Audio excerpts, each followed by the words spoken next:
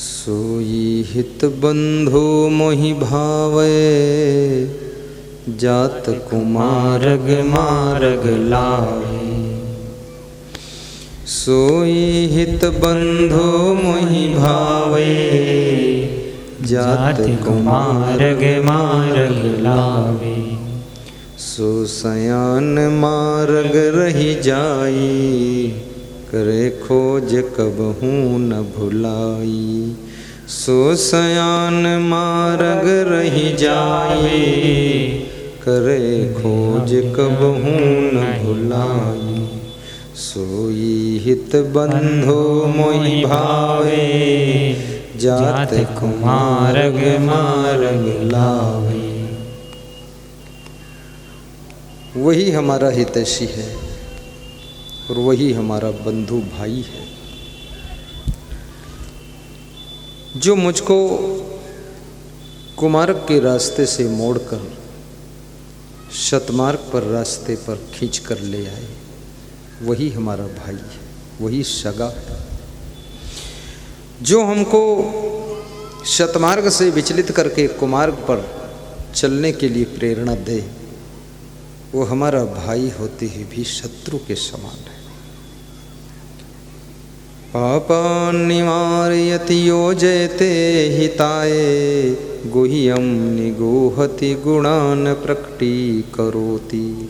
आपदे गतं च न जहाति ददाति काले, शनमित्रलक्षणिदं प्रविदन्ति सन्तः। शनमित्रलक्षणिदं प्रविदन्ति सन्तः। कौन है मित्र? जो पाप कर्मों से हमको दूर करता है, नीति का श्लोक है, और पुण्य के कार्यों में हमको लगा देता है। वो हमारा परम मित्र है, सच्चा मित्र है। और जो आपत्ति काल में हमारी सहायता करता है, दुख में आकर के मदद करता है। सुख में मित्र बहुत होते हैं। चाय पीने वाले मित्र बहुत मिलेंगे, दूध पीने वाले मित्र बहुत मिलेंगे, लेकिन खून देने वाले मित्र कोई बिरले होते हैं। आप जब संकट में होते हो, धीरज धर्म मित्र यरु नारी आपत्काल पर रखिए चाहिए। चार चीज़ों की परीक्षा जब तुम आपत्ति में पड़ जाते हो तब होती है। एक तो तुम्हारी पत्नी, ऐसे तो हर पत्नी कहती है कि तुम मेरे प्राणनाथ हो, लेकिन जिस समय तुम संकट में हो, उस समय प्राणनाथ कहने वाली पत्नी आपका कितना साथ देती है, तब पता चलता है ये जीवन संगिनी है कि केवल स्वार्थनी है। जब पति संकट में, और कितनी पत्नियां तो ऐसी भी होती हैं जो पति को संकट में डाल देती है। संकट में है नहीं तो संकट में डाल देती है। संकट में भी कई लोग तुमको डाल देते हैं। कुछ पत्नियां पतिव्रता धर्म का पालन करती है, आपके खिलाफ कोई कार्रवाई नहीं करती है। आप गलती भी कर देते हो फिर भी आपको क्षमा कर देती है, कहती है नहीं ठीक है मेरा पति है, माफ कर देती। और कुछ पत्नियां ऐसी भी होती हैं जो आप गलती ना करें तो भी आपके ऊपर कार्रवाई कर देती है। आप जैसा वे कह रही वैसा कार्य नहीं करोगे तो कार्रवाई हो जाएगी। वो संकट में डालने वाली है। राजा महाराजाओं के यहाँ पहले रानी होती थी, रानी। राजा महाराजा की पत्नी का नाम क्या? रानी। यदि कोई महाराजा है तो उसकी पत्नी महारानी। यदि और ज़्यादा बड़ा राजा है तो उसके पास में फिर रानी और महारानी और पटरानी। पटरानी भी रहती थी। पटरानी मतलब जो पर्दे में ही रहती थी, बाहर नहीं निकलती थी। पटरानी, उसको केवल राजा देखता था, कोई देखता नहीं था, वो पटरानी। तो कौन सी रानी? एक तो रानी, फिर महारानी और फिर पटरानी, जो छिप के रहती, आड़ में रहती, पटरानी। लेकिन ये तीन रानियां केवल नहीं होती, और भी रानियां हैं। इसके अलावा किसी किसी को रानी मिलती है, किसी को महारानी मिलती। महारानी का मतलब जिसका महान विचार है, महारानी है। और पटरानी जो मर्यादा के अंदर रहती है, पटरानी। फिर कुछ ऐसी भी रानी है जो कपट रानी, कपट रानी जो अपने पति से थोड़ा कपट रखती है, वो कपट रानी। फिर एक पांचवी रानी है, वो है अटपट रानी। उसका सब काम अटपटा है, ओट पटांग है। अटपट रानी, कितने लोगों को तो अटपट रानी मिली। और फिर एक छठी होती है वो खटपट रानी, जो सुबह से शाम तक खटपट मचाए रहे, झगड़ा करती रहे, वो खटपट रानी। फिर एक सातवीं होती है जिसको कहते हैं चटपट रानी, जो टेस्ट लेती रहती है, सब माल खाते रहो, वो चटपट रानी है, चटर पटर। फिर आठवीं है वो है झटपट रानी, जो फटाफट सब काम करती है, दौड़ दौड़ करके, वो झटपट रानी है। और फिर एक 9 नंबर की रानी होती है, उसका नाम है लंपट रानी। लंपट रानी। अब तुम्हारे भाग्य में किस प्रकार की रानी तुमको मिली है, ये हिसाब तुम लगाना। और कितनों को मिली है रानी के बजाय है रानी, तो रात दिन हैरानी में पड़े हैं। यदि आपका भाग्य है, पुण्य है, तो आपको महारानी मिल जाएगी। ऐसा नहीं कि खाली राजमहलों में महारानी होती है, गरीब के घर में भी जो महान स्त्री है, जो पूरे घर का ख्याल रखती है और महान कार्यों में प्रवृत्त होती है, वो महारानी होती है। और ऐसी महारानी जिसके घर में है, वह घर मंदिर की तरह हो जाता है। उस घर के लोग देवी देवता की तरह प्रभावशाली हो जाते हैं और उस घर में सदैव सुख शांति और समृद्धि रहती है। वहाँ कभी दरिद्र नहीं आता है जिस घर में कोई महान देवी आ जाती है।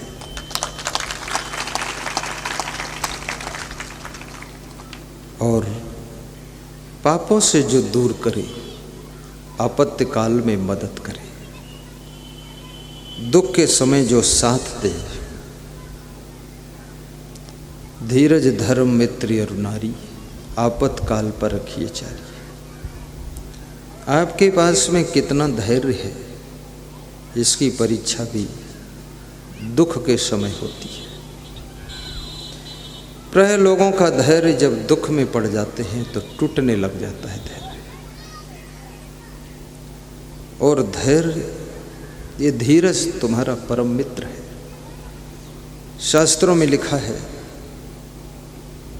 कि जिस समय सब लोग तुम्हारा साथ छोड़ देते हैं, लेकिन यदि तुम्हारे पास में धीरज है तो धीरे धीरे तुम फिर सफलता की ओर जाते हो।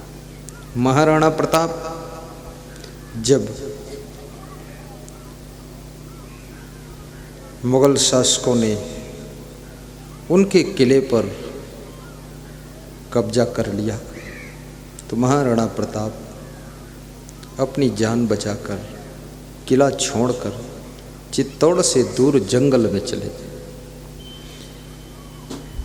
किला छूट गया, खजाना छूट गया, सेना छूट गई। महाराणा प्रताप का घोड़ा साथ में है, चेतक।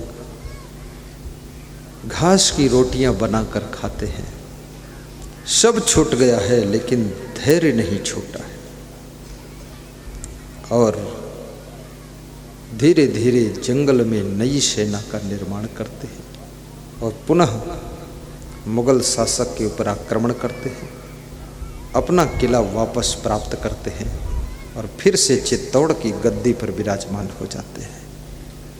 तुम्हारा कुछ भी खो गया हो, याद रखना, यदि तुम्हारे पास में धैर्य है, बिजनेस जीरो पर चला गया हो, सर्विस में भी बाधाएं आ गई हों और खेती बाड़ी भी कमज़ोर हो गई हो, परिवार में बीमारी बहुत चल रही हो, जिस काम में हाथ डालते हो वो काम बिगड़ जाता है, ऐसी कंडीशन में तुम्हारा मित्र कोई है तो धैर्य है।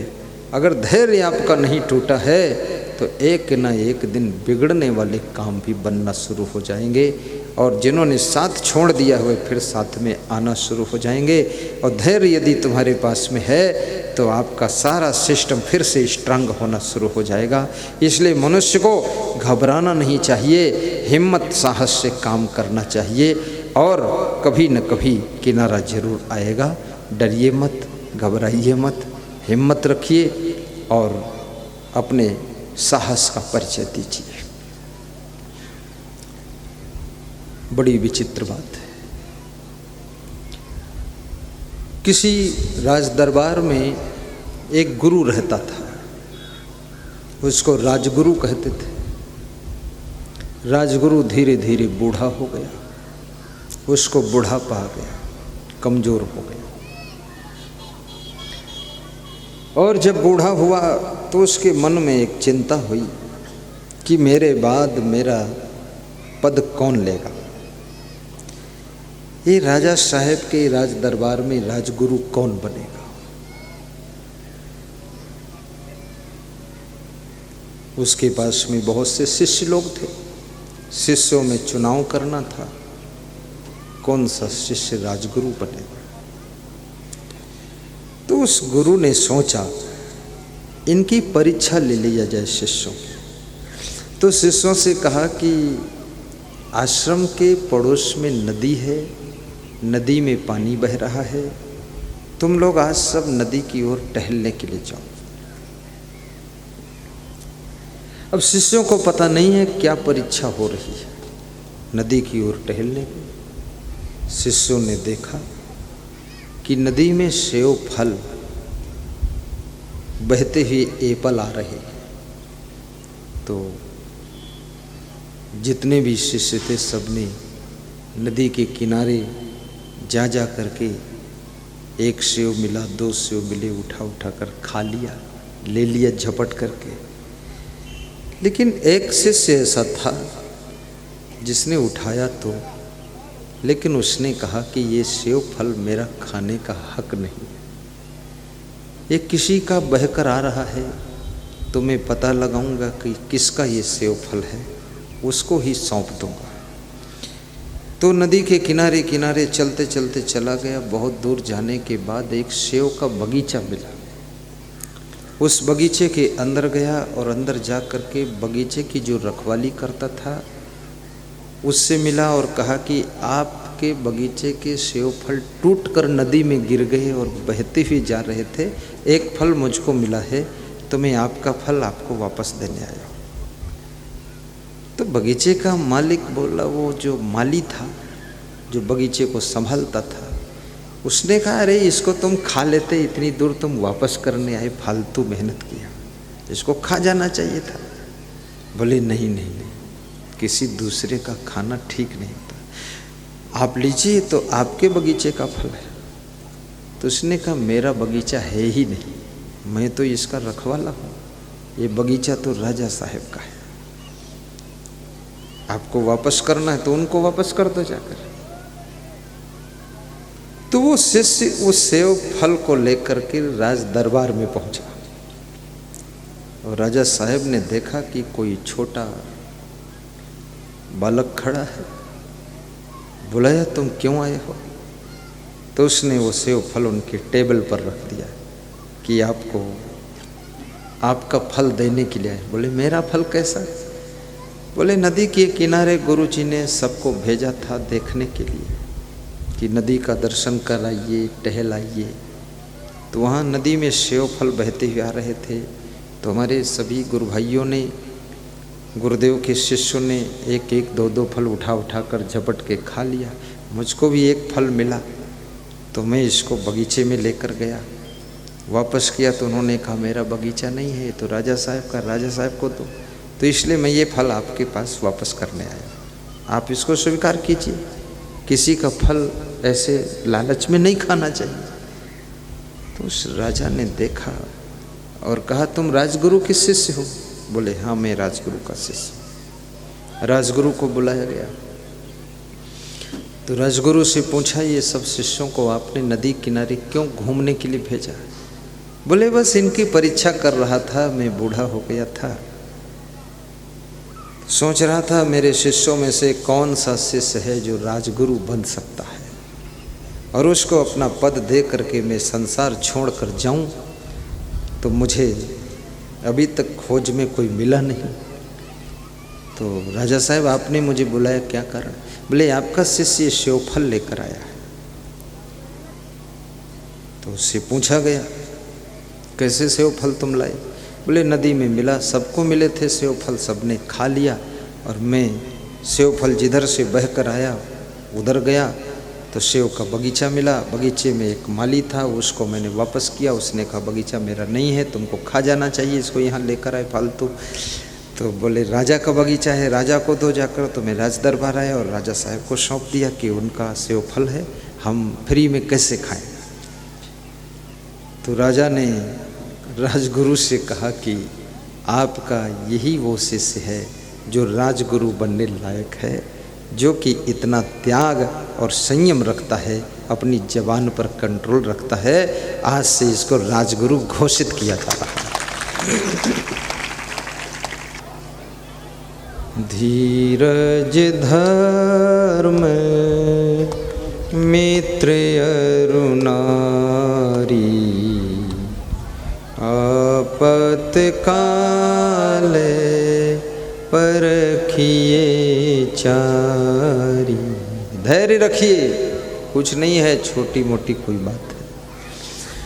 आपत काले परखिए चारी, धीरज धर्म मित्र